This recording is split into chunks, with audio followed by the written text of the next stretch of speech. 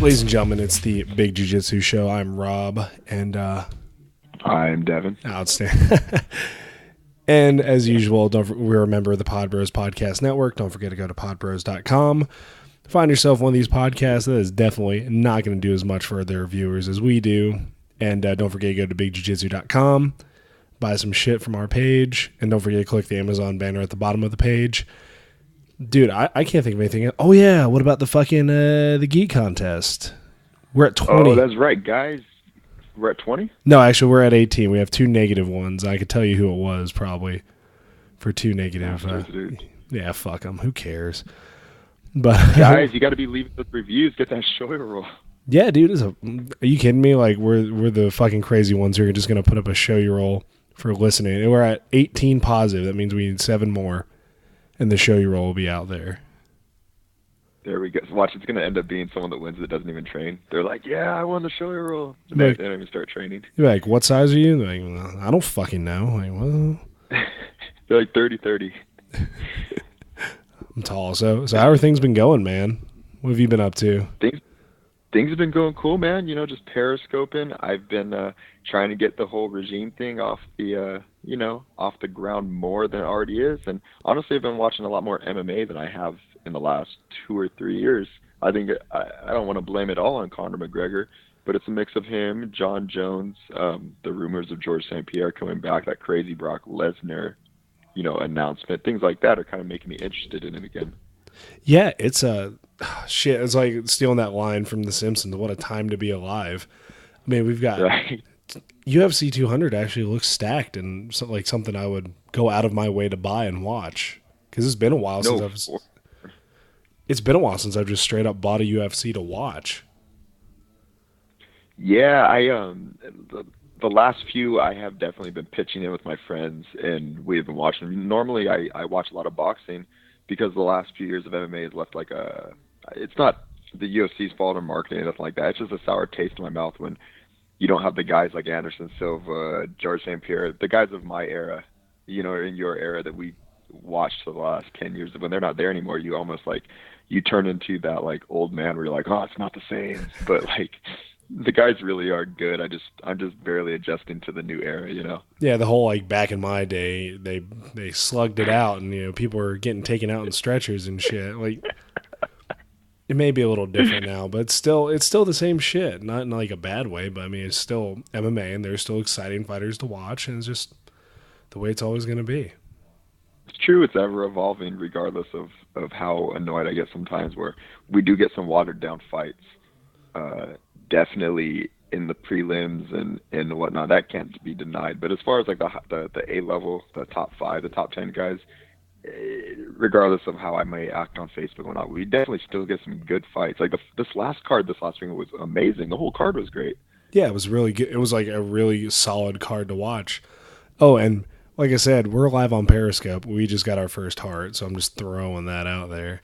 Oh, sure. Landmark. This is history, guys. Yeah, the problem is I don't think they can hear your end of it. We got to figure out that problem, but it's little steps at a time, right? Oh yeah. I wonder if we can. I'm sure they'll do an update eventually where we could both be on there at the same time. They're going to be looking to do crazy stuff like that anyway. So one day it'll work it out. Oh, Periscope's crazy. I'm gonna watch it tonight. So, or I'm not watch it. No shit. I'm gonna look it up tonight while I'm in bed. Do my nightly reading. Speaking of which, I actually got a GoPro, so now we can start doing some video shit as well. Some real legit looking video things, and I don't know, man. I guess we're expanding a little bit more than we had been, and just constant growth. That's what we're trying to do here, right? It definitely is crazy to think that we are not far from expanding into other realms of I guess topic outside of jiu-jitsu and fighting. We're really not that far away from it, just because it's starting to move to that direction where maybe you guys can let us know on that iTunes review and see, tell us how we're doing. But I feel like you guys might want to talk about other things. Maybe you don't want to hear us talk about jiu-jitsu every time. I don't know. Maybe you do. You guys definitely let us know. That's a plug. Go in there, leave a review for that show roll, guys. Absolutely. Get us up on iTunes. Tell us how we're doing. Yeah, no, I mean, because there's always going to be like room for topics outside of jujitsu. I mean, jujitsu is pretty much the main thing that has brought us to doing this podcast that we're doing, and it's like a crazy way for all of us to get together and meet. Like I never would have met Devon, never would have met Jonathan, never would have met Matt. I met Sean because of jujitsu. So I think it's just kind of a cool way. But now that we have kind of like this pretty legit fan base, that we can start expanding it into more questions. And somebody just asked where in Arizona I am. So I'm at Sierra Vista right now because I'm just chilling. Like I'm here for an army school and I get to do jujitsu on the side. Psh, yeah, that's a hell of a combo if you ask me. Can't beat that. Can't beat that. Learning jiu-jitsu, learning to choke people for Uncle Sam. There you go. Fuck yeah. Oh, here's the next question. Will your house get torn down if Trump builds his wall? Well, I got like a good 6 miles between this house and where the border is, so it's not even my house. I think it's more of like somebody else's. It's Sean's house, so Sean. I wonder what that wall would be called. What would the wall be called?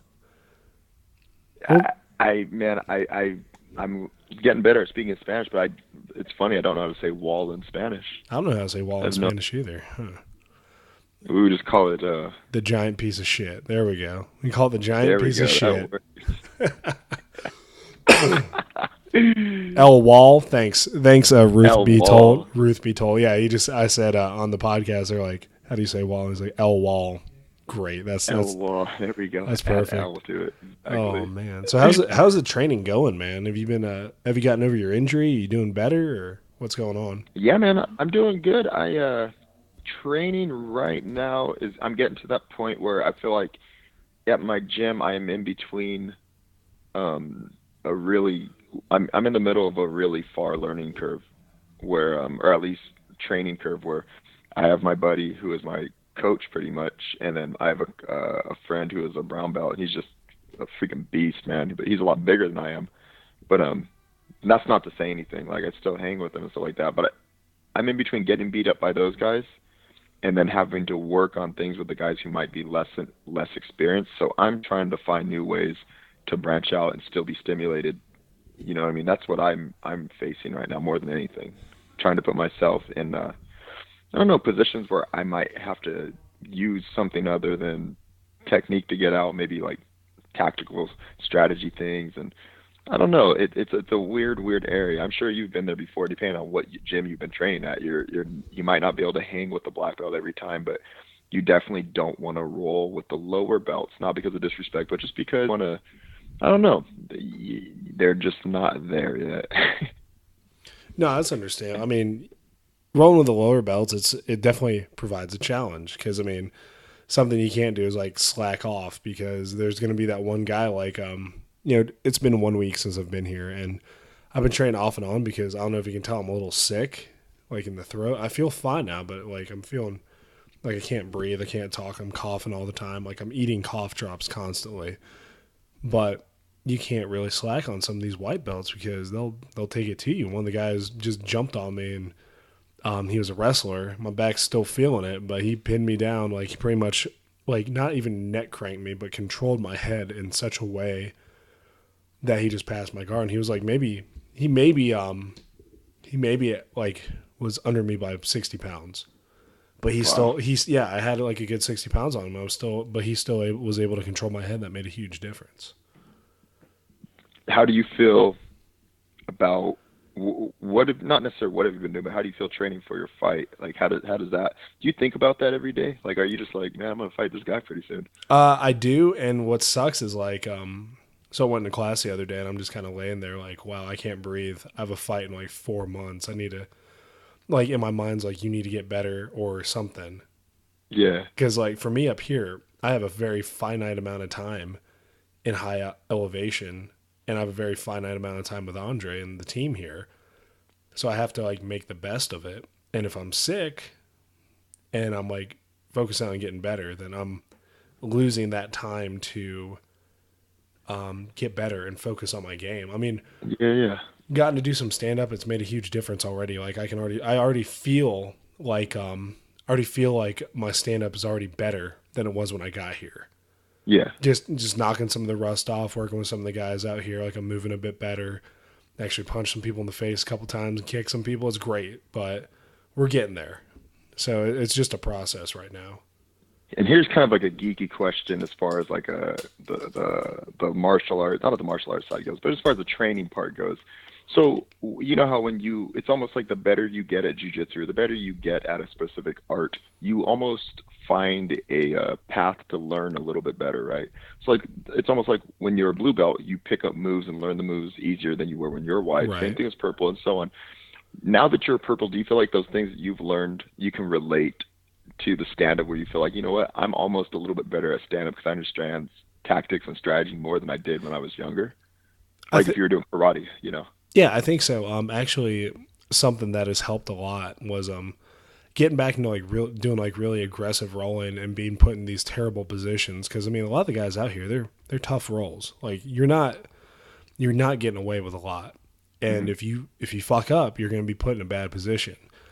So getting back used to being like, oh, this position sucks being in, but if I calm down and focus on it, I'll be fine. Doing that a couple times, we did some sparring the other day, and I've kind of chilled back out again. And there are times I'm getting backed up and getting punched, but I'm kind of just also not reacting too hard about it. I'm like, oh, it's okay as long as I stay cool and look and move.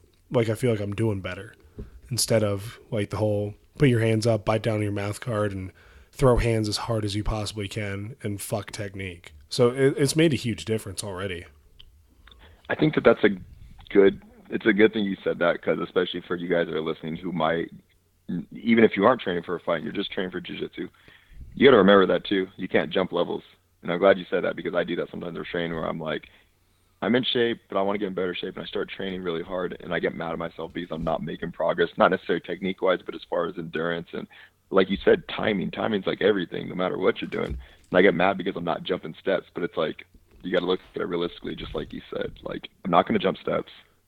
I need to just do what I can do right now and stay calm, stay relaxed, because the training, filling in the holes, and putting in the time, the timing, and everything like that, reactions and instincts are going to come naturally. They're going to come. You know what I mean? You can't really force it. Yeah, no, not at all. I mean, and that's something else too. Like, there's still part of me that does this whole like, well, you're a real tough guy, you should be fine just being able to jump right back in there. But in reality, I've like I haven't trained hard in maybe a year and a half, like for something this intense. Like the last time I went at something this hard was maybe Worlds in 2014, Mm-hmm. and like not jumping right. Like I got humbled real quick by Toby and back in Kaiserslautern because I did the whole like, oh dude, I've spar, I was pretty good at sparring. I'm pretty good at Muay Thai, and then I jump in the ring with Toby and he lights me up real good, and it's very apparent that I haven't really seriously trained striking in a while. Yeah, yeah. But no, it's good. Like you said, I can't jump steps either. I have to move back into it. So what have I been working on? Jab, cross, hook, right kick, cross hook, cross, left kick, like the basics, going all Yeah, over yeah. all the basics all over again, getting back, and it's not going to take as long as it did the first time I did them, which is nice. It really is like riding a bike. It really, really is. Except for you're probably gonna be better at riding a bike now than you were a few years ago. You know, Yeah, absolutely. I dude, mean, that karate's gonna come back, and you're gonna freaking Lyoto Machida somebody, dude. oh, it's gonna be. If I front kick this guy in the face, I'm probably just gonna retire right then and there. Like I did one fight, I'm done. Hey I'm good. guys, if Rob front kicks this guy in the face and sleeps him, I'm telling you right now, you guys can quote me. I'm gonna shave my eyebrows and shave my head. No, don't say that because That'll be awesome. because But I what's gonna. want you to, dude. You know how happy I will be to shave my eyebrows and shave my head, dude. Nah, Oh my. dude, that face is too good to do that too. So I mean, we'll just say like I'll just fly up the Turlock and we get hammered. There we go. That's way better. Perfect. I think I that's keep way my better. eyebrows. I'm like, baby, I gotta take a week off. I'm going to fucking California. We'll hunt down Ricky Dixon and we'll make him come party with us too. Oh yes, yes. RGD. Yeah, the fucking man himself. Still need to contact him. Fuck, we need to get him on the show. Dude, you know what's crazy? Not, and it's not in a humor way, but it's crazy because this is, and everyone knows who this guy is. Kimbo Slice passed away. Blows my mind. Yeah, it really like it sucks, but kind of like I had no idea. So I kind of figured it was steroids, right? Because Yeah, that's kind of what I thought too. he already popped hot, but I had no idea he was waiting on like a heart transplant either. Is that what it was? He was Yes, like, he just had a shitty heart. oh my God. Yeah, I had no idea, and I was like, I feel for the dude, but also like I was getting pissed off because I was getting coffee at a gas station because I'm super classy. And this guy's like, yeah, it's crazy how they discovered him being just a homeless guy on the street and then put him right in the UFC from there. And I'm gonna be like, dude, shut the fuck up. That is not how the story went. I know, not at all. Oh, but that's a good sign because it's getting a little more mainstream. That you have somebody like Kimbo Slice passes away and it's terrible, but it's like almost on the same vein as Muhammad Ali. A lot of people knew who fucking everybody knew who Muhammad Ali was. But the fact Kimbo passed away and people are still like, oh shit, did you hear about Kimbo? Dude, it's getting. I mean, granted, yes, he had some really fucking awesome backyard fights, but he, he's almost one of those household names now. It's so weird that that guy built himself like, and he didn't even purposely do it. That guy is just he grew up in the hood and he was just fighting, and he's kind of whether you're one of those people that doesn't respect him or not. That guy fought like he's a legit fighter. Like he fought whether he lost or when he fought, but he literally built himself a legacy fighting in backyards. Like everyone knows who Kimbo is. Like if you hear the fighters talk about Kimbo, they might say, he's not that good or he wasn't this and that, but there's nobody that says like that guy's not tough or no one says anything bad about him, right? Yeah, Everyone nobody. always does good stuff, and he started fighting in backyards, and rest in peace. That guy built himself a legacy, just straight like really fighting, which is awesome. Yeah, and no, and honestly, I don't think anybody said like anything bad about him either. It's not like his skills. I mean, just as being a person, like maybe he made some shitty decisions in life. Happens, right? It happens. But dude, everybody said he was a stand-up guy, and I really feel for him and his family because, well, it said he had 6 kids, and now the kids ain't got a dad. That's And crazy. yeah, and there was a video floating around showing him like his son has special needs or something. He was training with his son in the ring and stuff. So, dude, that shit just sucks, man. Like kids aren't for me, but I still feel for somebody. Like I feel for the Oh family, yeah. but damn, dude, terrible. Rest in peace to Kimbo. Rest in peace Muhammad Ali. Rest in peace Prince. They always say it happens in threes. That's crazy. That is some Those are the crazy shit. big three for. Well, we had David Bowie as well. So I mean, Oh, you're right. fuck, Quadruple. tough shit, man. Insane. And Terrible, terrible, terrible you know stuff. what I just watched that this reminded me of, and this is not it's kind of not related. Well, I was thinking of fighting head trauma, and not to segue like this, I watched something crazy on the internet last night about it was an O.J. Simpson not about the murder, but about his his brain chemistry. So there's a doctor I watched on YouTube, and there's a doctor that is relating the specific consistency. It's a really specific consistency in the brains of specifically football players, because that's who he's doing all the studies on, because they have the longest records of brain trauma, right? Right. So there is a specific part of the brain that is getting hit on a lot of these football players, because they use the same technique to tackle, right? Or to hit or to block, or when they're absorbing a hit, they use the same technique. And this trauma, this part of the brain that's getting manipulated from these hits, is directly related to violence, depression, and pretty much just negative impulses, right? So the three, like there's Junior Seau and those two other football players in the last like 10 years that have committed suicide, their brains were analyzed after they were dead, because you can't look at someone's brain and look at it like this and dissect and cut it up and do a biopsy until obviously they passed away. Yeah, no shit, right? They all had the same consistencies, and this is what they're thinking OJ had. I mean, it was a crazy theory. There's more in depth. You guys could YouTube it. There's a lot of videos, but it's not like a conspiracy thing. There was actually a lot of scientific evidence to it. And what I'm thinking about is because the Muhammad Ali thing and the Parkinson's and the brain trauma, that's what kind of triggered this thought right now for me to go on this rant. I'm thinking of like you're hearing about some of these MMA fighters like War Machine or even Travis Brown was accused of that. I'm not saying he did, but we're just going to use them as examples, not to accuse them, but just to talk about the topic. That man, this is kind of like a big deal. I'm thinking maybe something needs to be addressed a little bit. No, I mean that's a really good point. Something. It's weird, like when somebody else says it, it all makes sense. But you could have like the two things in front of you. I'm not like saying O.J. Simpson should get a free pass for what he did, but like you said, the two things never like the two things never met in the center. Like there was no connection for me now. But you saying it does kind of make sense. I mean, if you look back at Chris Benoit, you could say roid rage all day long, but these guys get hit in the head a lot for to sell their moves or whatever. So of course there's going to be brain trauma, and look what happened. And then like you said, O.J. Simpson and War Machine and allegedly Travis Brown, and it's the list can go on and on and on. I mean, there's shitty people in the world because they just like putting hands on people. Women. Yeah, they shouldn't. They don't need to. Absolutely not. Yeah.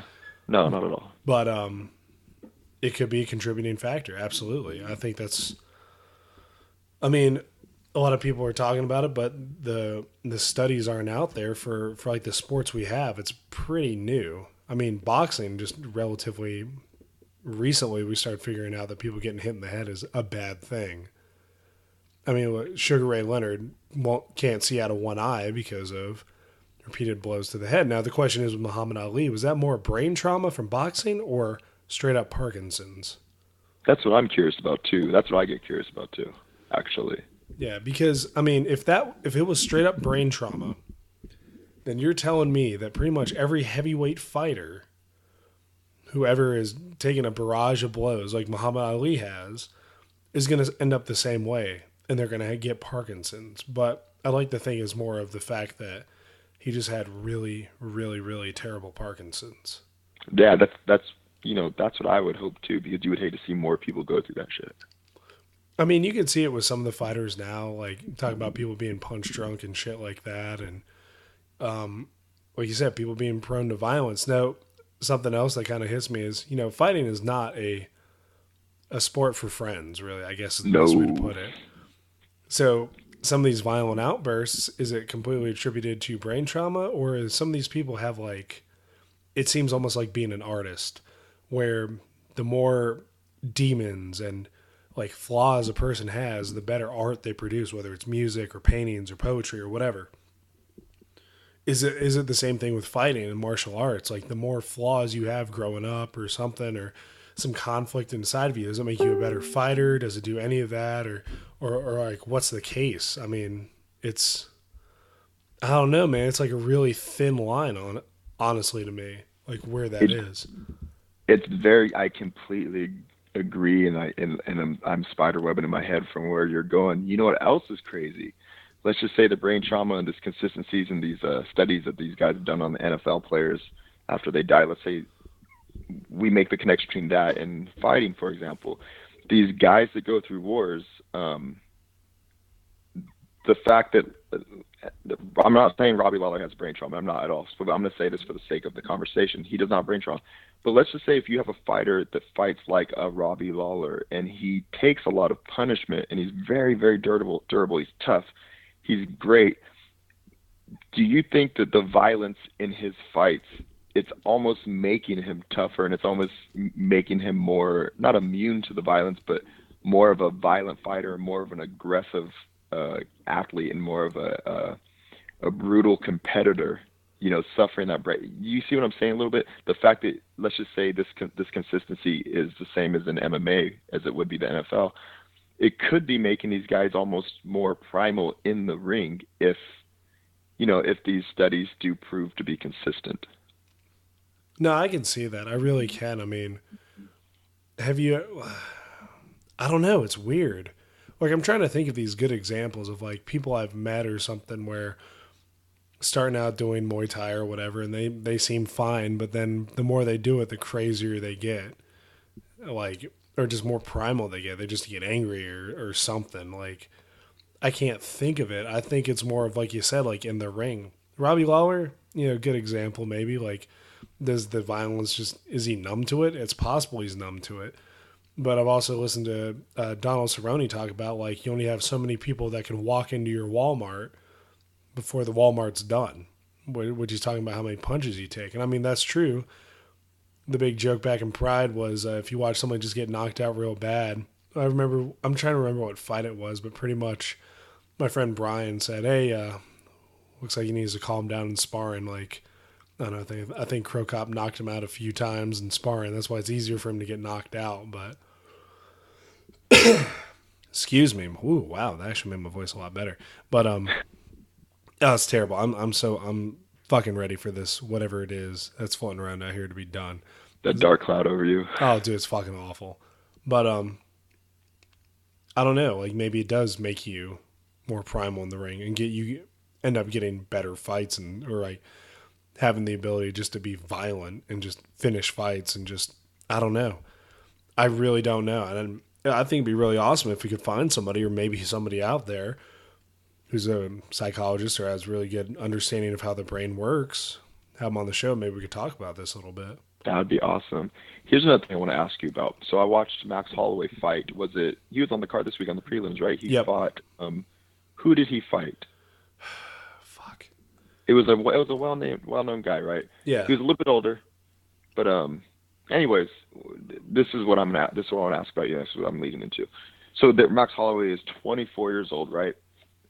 This is the conversation me and my friend are having. I don't think guys should be fighting that young. Let me tell you why. And if you have an opposing opinion, that's awesome too. I don't think guys should be fighting that young because I don't feel like guys are in their prime, some of these champions, until they're about 28, 29 to about 34, 35. That's when I feel like guys are hitting their peak. That's when you are the most probably mature and physically fit. Like your body's still durable enough to go through everything. I think you have a shelf life like a running back. It's maybe at the highest level, championship level, 4 or 5, maybe 6 years generally, right? Generally. Could be even less than that. So when you start fighting at 22, 23, 24, sometimes some of these guys are even 20 years old in the UFC, you're not going to last 10 years. And I see Max Holloway, he's so good and he's so athletic and he's such a beast, but he has so much more potential because he's only 24, you know what I mean? He can't fight for 10 years. You just not, especially the way he's fighting, the guys that he's getting thrown up against, I don't think he's going to last. You wouldn't expect someone to last that long. No, I actually kind of disagree because I think if you do it smart, if you can do it smart, that's one way to do it. Because, like you said, a lot of these guys coming in their 20s brawling, right? Unless you're one of these workhorses like Nate Marquardt, or like even Michael Bisping. I mean, how long did it take for him to get the belt? 10 years. Right. And then let's go back even further. That's just him in the UFC 10 years. And, if you're doing it smart and you're not going in there and getting your face pushed in, then I think fighting that young is okay. I mean, shit, there are kids doing Muay Thai fights 13, 14 years old. But, I mean, there does come a point, though, where you need to back off and say maybe this is more of a hobby for you than it is like a job. At least in our culture, that's the way it seems. You can go to Thailand, you got 10-year-olds fighting professional Muay Thai fights, but that's just their culture.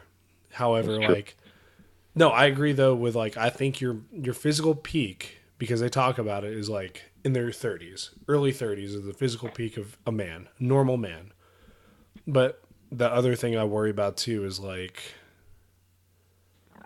burnout factor almost with some of these kids. Here's a good example. Did you see the article of Sage Northcutt and his dad at this last training camp thing? I didn't read all of it because I got annoyed. Not at the article, but about his dad. Oh, dude, it kills me. First of all, he takes him out of fucking TriStar, and he's more worried about his the dad is a straight up textbook example of one of these. I didn't make it, so I'm gonna force it upon my dad or force it upon my kids in order to be better. So I'm sorry I don't remember the guy's name. However, it was a Muay Thai guy working with Sage, and then his dad freaks out because he's saying that this dude is trying to hurt him. But it's a fight. He has a fight coming up for UFC 200, so maybe he needs to turn up the intensity just a little bit. In that situation, like, I can see Sage burning out, like getting hooked on like some fucking pain pills or some shit, and just going like Miley Cyrus and just saying, "Oh, I'm free now," and just fucking everything in sight. Like, that's what I see going on. Man, I kind of almost hope that's what happens, man. To be honest, I mean, maybe he'd be maybe regardless of whether he takes up some type of vice, I don't know. But even if he does, maybe if he gets away from his dad, if it might even make him a little bit better of a fighter, let him branch out, think on his own a little bit more, kind of thing. You know what I mean? No, I agree. I think he should, because if your dad, okay, so let's look at this example, right?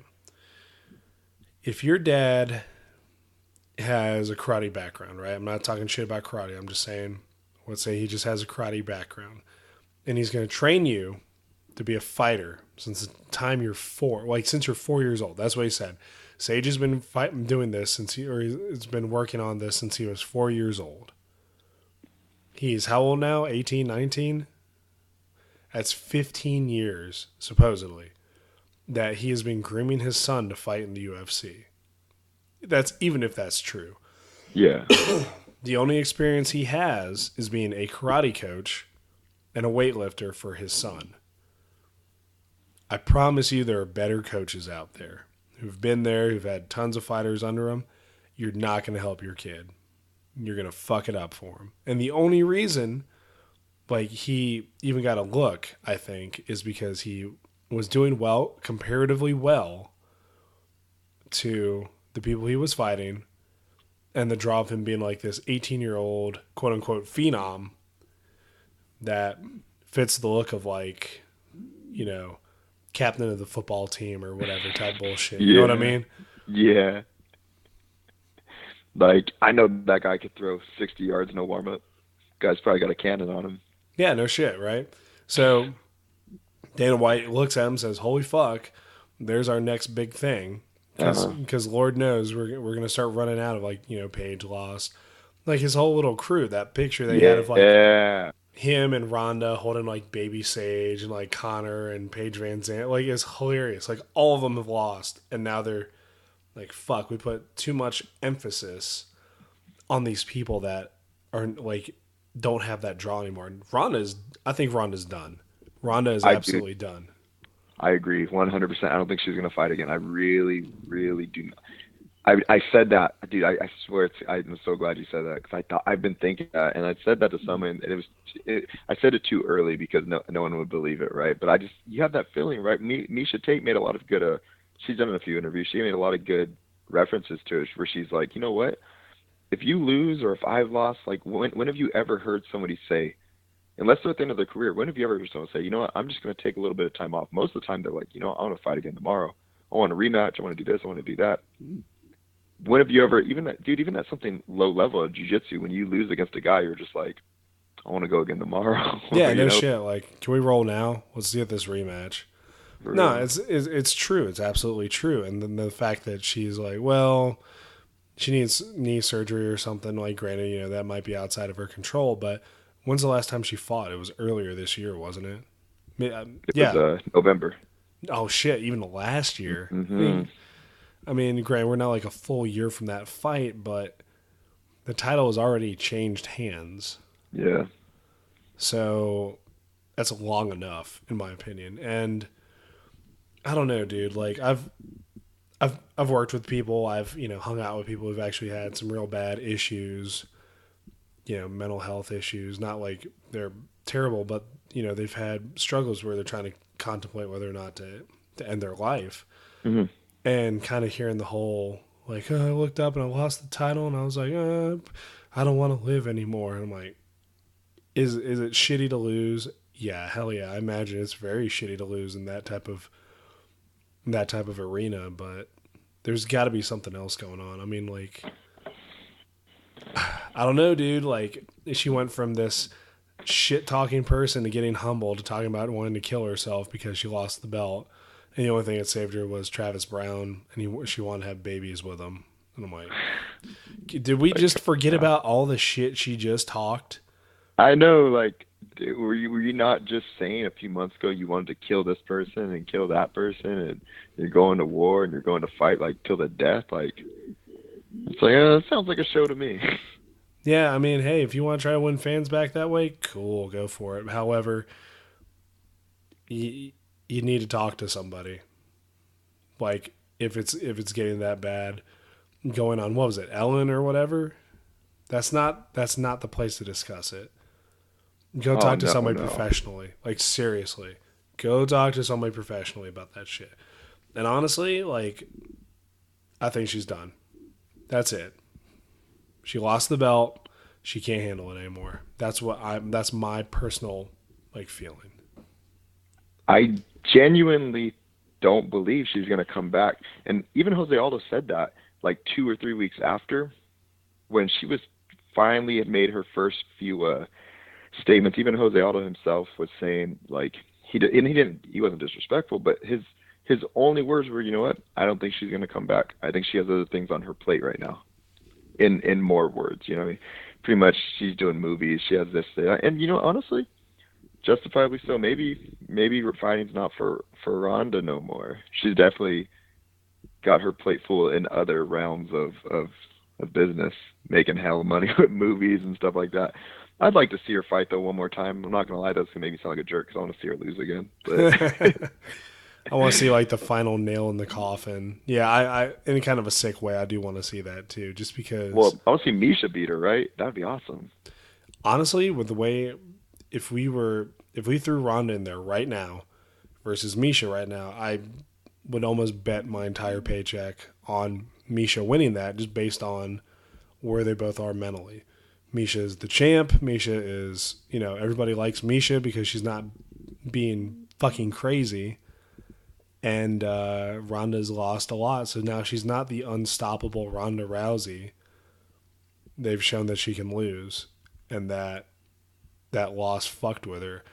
And something else, I'm not going to reveal my sources here for this. However, somebody did talk to me about this, and they said that when Ronda Rousey lost at the Olympics, she just kind of like didn't give a fuck and left her medal at the hotel and had to get yelled at by one of her coaches to go get it because she just was like, whatever, I don't give a shit. A fucking bronze medal at the Olympics. I mean, granted, it's not gold, so whatever, but it's still a bronze medal, dude. Like Yeah. that says a lot. It says a lot.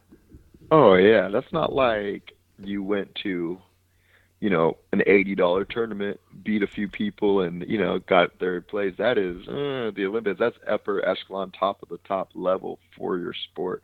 It's nothing above that. I mean, they have like their own worlds and own federation, and everything but that's a legit world championship medal right there. Yeah, that is the Olympics. The tournament that they have only once every 4 years. Like that's one of those sports where you aren't going to have a lot of chances to even go to, much less medal in. I mean, it's a huge accomplishment, and the fact that she was just kind of like, yeah, whatever, I don't give a shit. Yeah, not good. But This is gonna sound kind of crazy, but I heard a few like months back rumors of Gina Carano coming back, but we've heard that for years, right? oh yeah, What would make sense for me, I'm not saying it's going to happen, but maybe I'm calling it right now on the Big Jiu-Jitsu podcast.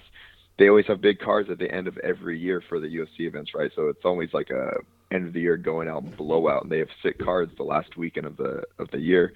I could imagine Gina Carano coming back to fight Ronda Rousey, and Ronda Rousey never fighting again after that. Maybe not announcing retirement, but just never fighting again. And going away on a big name like Gina Carano, that's almost like a history matchup that a lot of people who are uninformed would want to see. You know what I mean? Like, oh, who would win, Gina or Ronda? Blah blah blah. That way, Ronda doesn't got to get in the best shape. Gina Carano obviously hasn't fought in who knows how long, oh forever since wow, yeah. Cyborg. Yeah, I could see something like that happening. Maybe another kind of like draw, just event kind of fight. That would be interesting to see for sure. I think, and who the hell knows who's going to win that? Honestly, I think Ronda would win that one just because of the ring rust that Gina would have. Oh But yeah. I think she'd probably just sub her real quick. It would definitely be interesting to see them in the ring together. oh, dude, it would be it would be crazy. But however, the fight I do want to see Cyborg fight Ronda, Yes. and I think that would be the straight up retirement match. It would have to be. Oh That man, would be. Whew, it would be a beatdown. watching so everyone's like, oh, I wonder how Cyborg's gonna do, and the fact that she didn't like go straight Vanderlei on the girl and like was picking her apart, like just moving back and forth in and out and just catching her. Dude, Ronda would go to nap. Well, she would have a nap. She'd go to sleep. Ronda's gonna go Oh, to it sleep. would for sure go to sleep. She would, after seeing her put Holly Holm in like a hip toss and like not being able to get Holly over, and then Holly just lifts her up and like gents her down, like sets her down gently from the back. You know, I'm like, oh, you know what? If her and Cyborg fought, Ronda Rousey would get power bombed. It'd be Yep. like the first power bomb in UFC history. Yeah, it would be pretty awesome. I'd be like, this is kind of the way I saw it. It'd be, I feel like it'd be like Rampage versus Liddell. Oh, got all choked up thinking about it. Not really. I almost swallowed my fucking cough drop. It'd be like Liddell Rampage all over again. I say I got $50 on Rampage. He's gonna knock out Liddell, and everyone's like, "Oh fuck that! I'll take that bet." Yeah, that was a good night for me. I'm just putting it out there. That year was a year of crazy upsets. I was actually like Rampage, or that whole like 16 months. I remember that Rampage beat Liddell, St. Pierre beat Hughes, Silva beat Franklin, and BJ Penn beat Sean Shirk. It Yep, was a crazy year and a half. awesome. Crazy. I actually knew it was gonna be good because it was when the Pride guys started going over to the UFC, and I remember sitting at my dad's house watching Chris Lieben versus Anderson Silva, and Chris Lieben said, "I'm going to send him back to Japan where the competition's a little easier." And I was like, this is about to be rough for you, bud." And he just dismantled him. Dude, I miss the old Anderson fights so much. Oh, me Anderson, too. because he was it's like the Michael Jordan of for 6, 7, 8 years. He was the Michael Jordan of fighting. There was just the guy's just unstoppable. He was like a video game character. The stuff you did, I miss those fights a lot. He was kind of the last guy of the era that I remember really, really being pumped up for fighting all the time. He was the last hanging soldier of that era. And then when he lost to Chris Weidman, I was all sad. I was just in denial. I was like, oh, he was just messing around. He got caught. But he's just old. He was Yep. just old. And just the way it is, man. They're going to get older and they're not going to win as much, and it sucks to watch. So with that, man, before we close out the show, you got anything for the listeners before we head out?